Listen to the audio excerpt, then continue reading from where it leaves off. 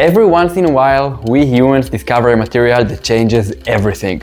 And now with AI, we can discover materials in rates never seen before. In this decade, we'll discover more materials than we've discovered in our entire history.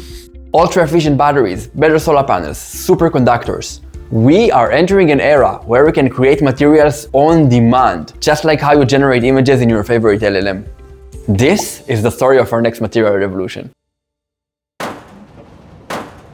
Materials define the base of our society. Bronze in the Bronze Age, steel in the Industrial Revolution, silicon in the Information Age. Each new material unlocked a series of inventions that changed our culture. And recently, the AI of Google, Genome, discovered 1,000 such materials. To be precise, 380,000 new materials. That's crazy. One of those 380,000 materials might help producing ultra-efficient batteries that will make almost our entire society electrical, and your phone will never run out of battery again. One might be a lightweight metal alloy, which will reduce the energy consumption of all transportation methods and will make carrying your bike on the stairs effortless. One might be a material harder than diamond.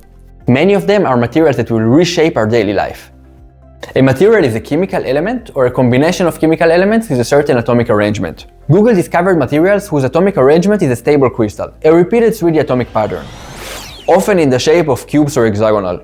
Just so you'll understand how mind-blowing it is. Before that, our best simulations predicted 48,000 stable crystal structures. The model of Google discovered almost 8 times more structures than that. That's crazy. That's really crazy. But an AI prediction is still not reality, and those materials must be synthesized and tested. A huge plus is that the model predicted several structures that were already discovered, but were not included in the training data. So the model was successful in at least several cases. But to be fair, some material scientists say that not all discovered materials are truly practical, because there's scant evidence for compounds that fulfill the trifecta of novelty, credibility, and utility.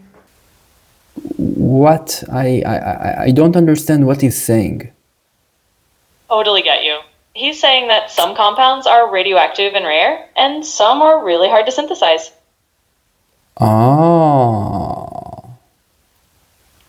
However, the main point remains. We now have a tool that can predict materials on scale. That was Google. An even cooler AI model is MatterGen of Microsoft. The model works on the same principle as AI image generation. It starts with a random distribution of atoms and then adapts the atom arrangement to form a proper crystal. And just like image generation, where you can make the image contain certain elements, the model lets you specify what the material should be like. Oh, and don't forget to like and subscribe, by the way. Now, here's what Microsoft did to discover new materials. First, some rock music. They don't talk about it in the paper, but I think they did it, because rock music makes everything much better. Yeah! So here's the game. First, choose the chemical elements as the new material building blocks. Then, choose the crystal shape and set target values for the physical properties. They had 3 physical properties, a mechanical one, an electrical one, and a magnetic one. They focused on the mechanical parameter, the bulk modulus. Now let's generate some materials, baby! The model proposed about 8,000 possible material configurations, from which they choose 4 to synthesize for 4 different bulk modulus values.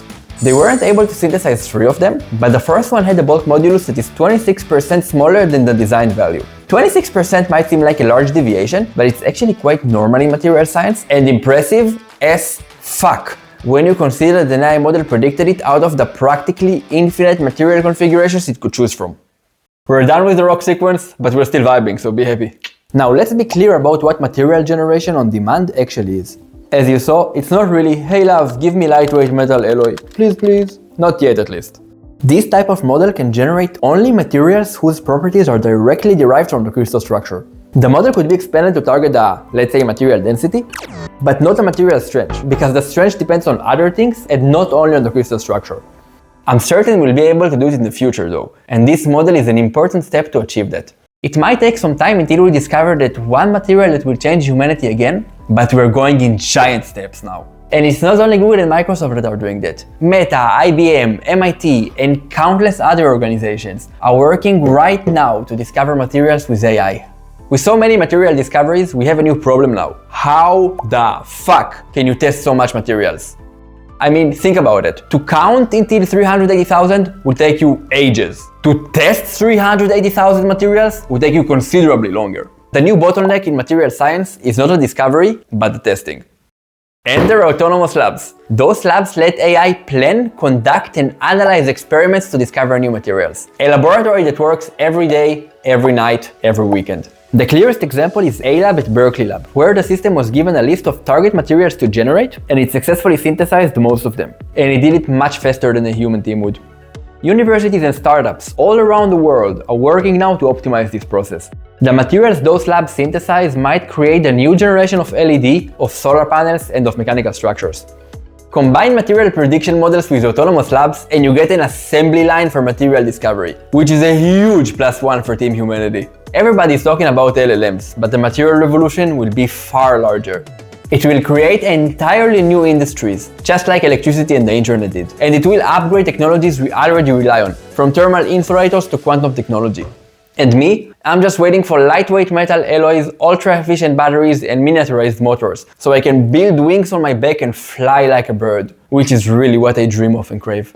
That's my dream invention. What's yours? Tell me in the comments. I'm so excited to see what we'll discover in the future.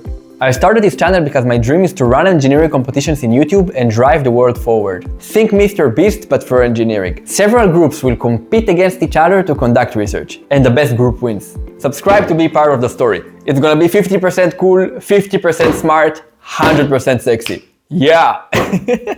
Love you. See you!